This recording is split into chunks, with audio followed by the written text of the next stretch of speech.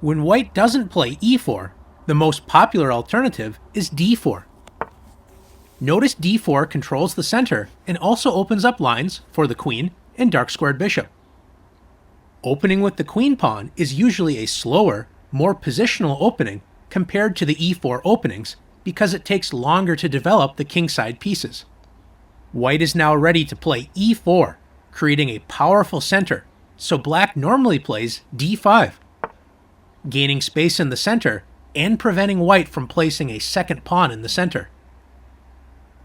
Let's take a look at one of the most fundamental d4 openings. White's most popular move is c4, immediately attacking the d5 pawn. This is known as the queen's gambit.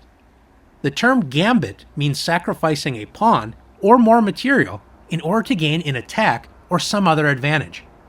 The name queen's gambit is confusing because after d takes c4, known as the queen's gambit accepted, white can gain the pawn back immediately with queen to a4 check, checking black's king and threatening the c4 pawn all at the same time.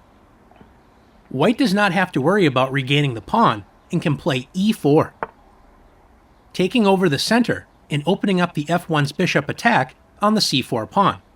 Since white is able to get 2 pawns in the center and develop quickly, black does not want to fall further behind in development and try to hold on to this pawn.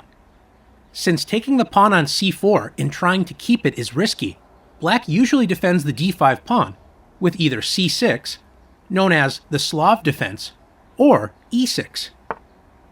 This opening is known as the queen's gambit decline. White will continue to develop pieces to add pressure on d5, and black will continue to defend this important square.